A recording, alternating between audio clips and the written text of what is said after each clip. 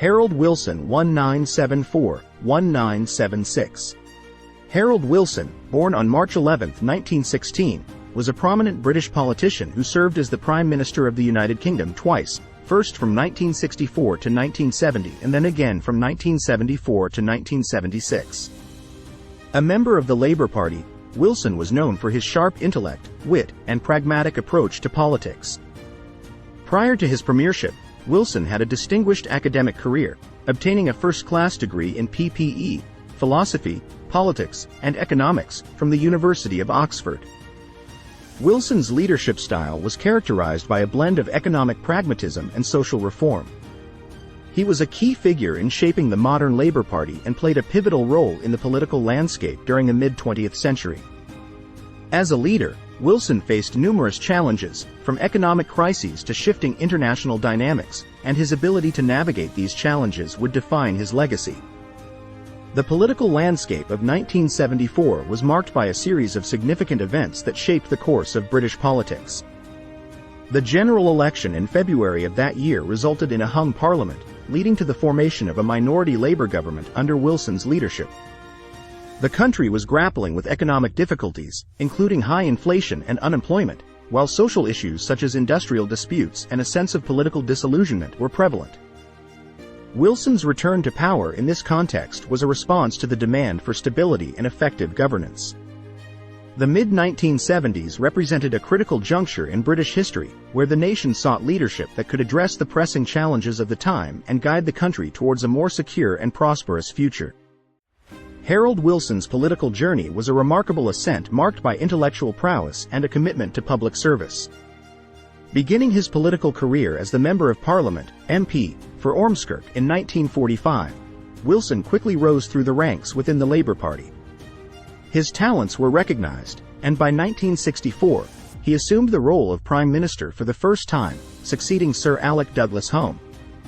During his initial term, Wilson focused on implementing a progressive agenda that included educational reforms, the liberalization of laws on censorship and homosexuality, and the initiation of the Open University.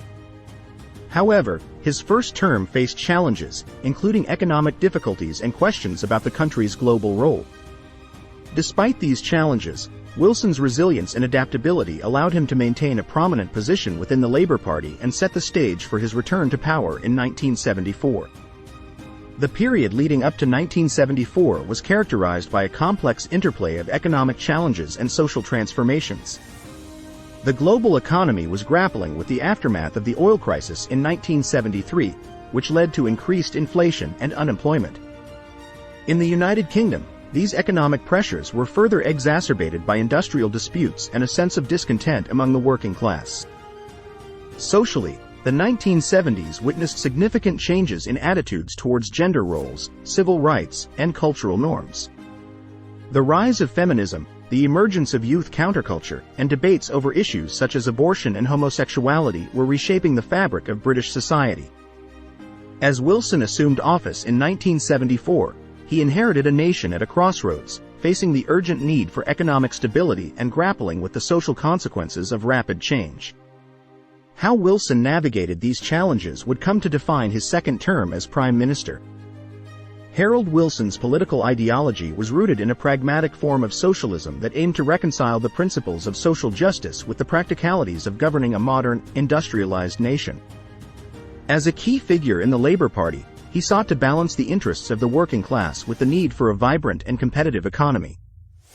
Wilson's priorities included addressing economic inequality, improving educational opportunities, and fostering technological advancements. His commitment to social justice was reflected in policies such as the establishment of the Open University, which aimed to make higher education accessible to a broader segment of the population. Additionally, Wilson was known for his emphasis on conciliation and negotiation in industrial relations. The implementation of the social contract, a series of agreements between the government, trade unions, and employers, reflected his pragmatic approach to managing economic challenges and fostering cooperation between different stakeholders.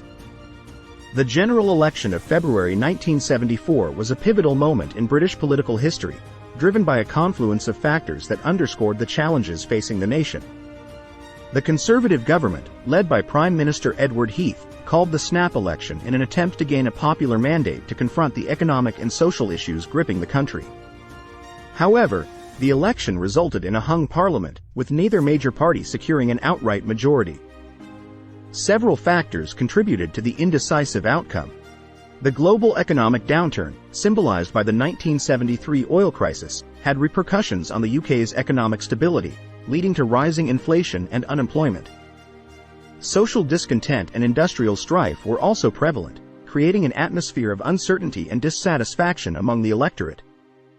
The failure of the Heath government to effectively manage these challenges played a significant role in the call for a general election. The outcome of the election left the Labour Party in a position to form a minority government, with Harold Wilson returning to the role of Prime Minister. This marked the beginning of Wilson's second term and set the stage for his leadership during the critical years of 1974 to 1976. Harold Wilson's strategies during the February 1974 election campaign reflected his keen political acumen and ability to connect with a broad spectrum of voters. Recognizing the prevailing economic and social anxieties, Wilson focused on presenting Labour as the party capable of addressing the nation's challenges with a pragmatic and inclusive approach. Wilson's campaign emphasized themes of economic stability, social justice, and unity. He appealed to a wide range of voters, including the working class and the middle class, positioning Labour as a party that could navigate the complexities of a rapidly changing society. Wilson's communication skills and relatable demeanor resonated with voters, contributing to the Labour Party's ability to secure seats and eventually form a government. Upon returning to power, Harold Wilson faced the formidable task of addressing the economic and social issues that had precipitated the election.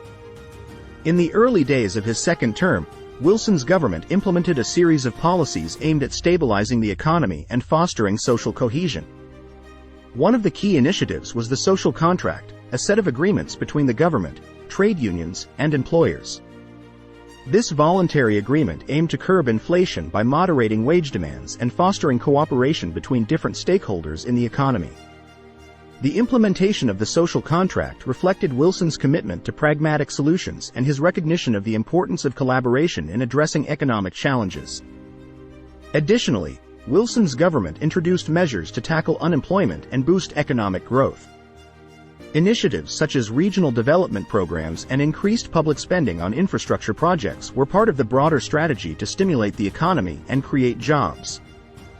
When Harold Wilson returned to power in 1974, the United Kingdom was mired in a deep economic crisis. The global oil crisis of 1973 had sent shockwaves through the world economy, leading to soaring oil prices, rampant inflation, and widespread unemployment. The economic downturn, combined with long-standing issues such as industrial unrest and balance of payments deficits, created a challenging environment for Wilson's government. The urgency for economic reform was paramount. Wilson faced the daunting task of steering the UK out of stagflation, a term used to describe the coexistence of high inflation and high unemployment, a combination that traditionally posed a policy conundrum. Recognizing the need for decisive action, Wilson's government embarked on a multifaceted approach to address these economic challenges. One of the pivotal strategies employed by Harold Wilson to tackle the economic crisis was the introduction of the social contract.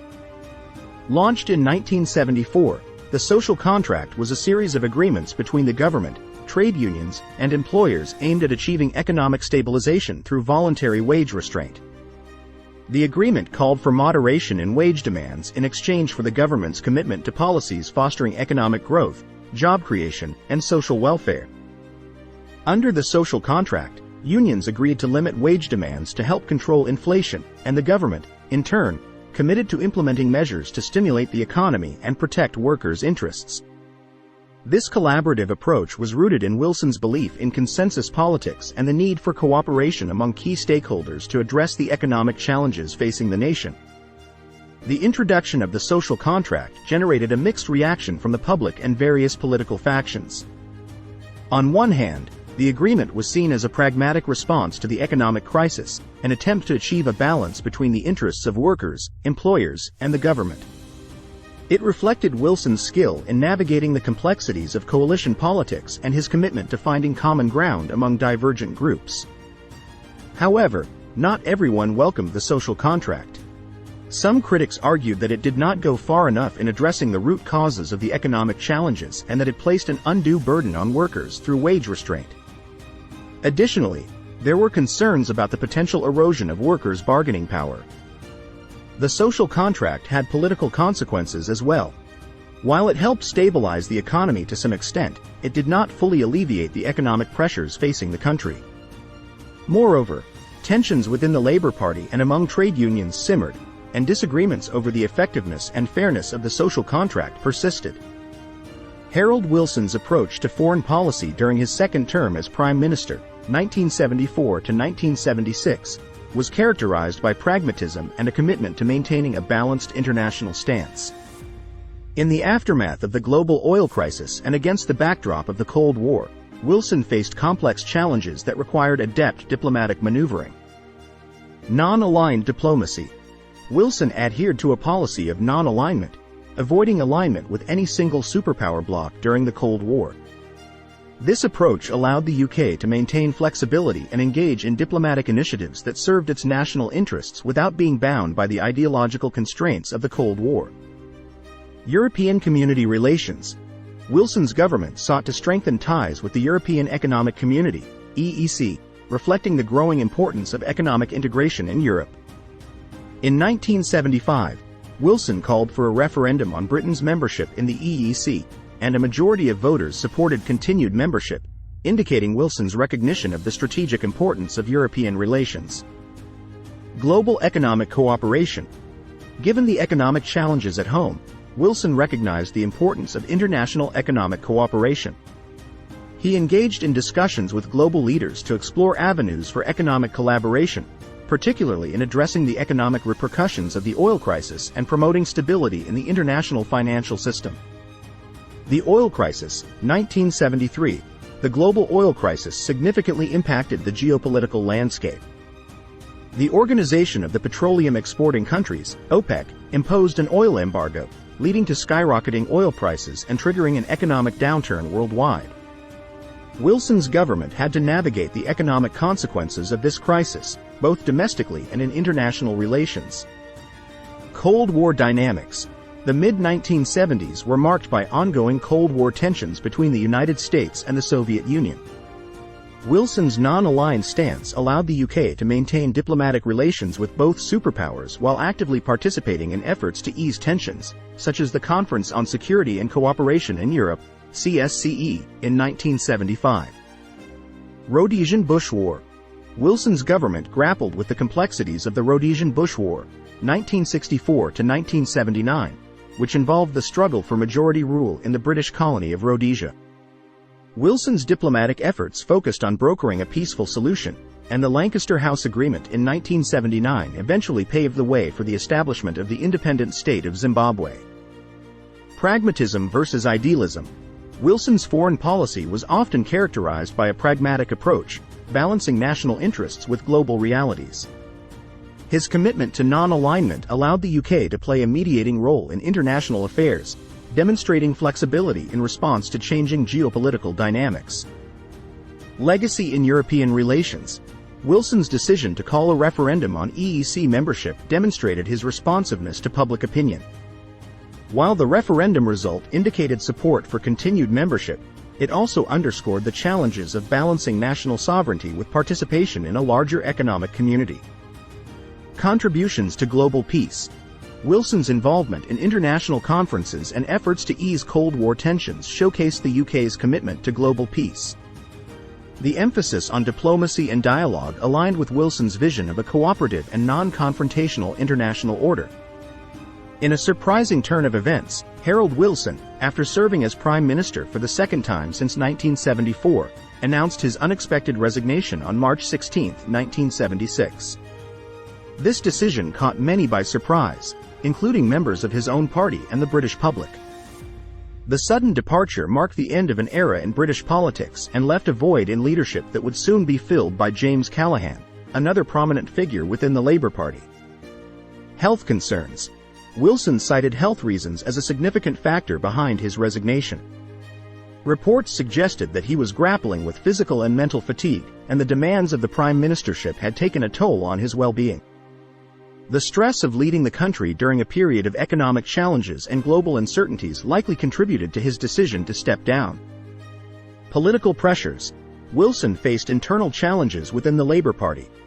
There were tensions between different factions, and some party members were critical of his leadership style and the direction of his policies.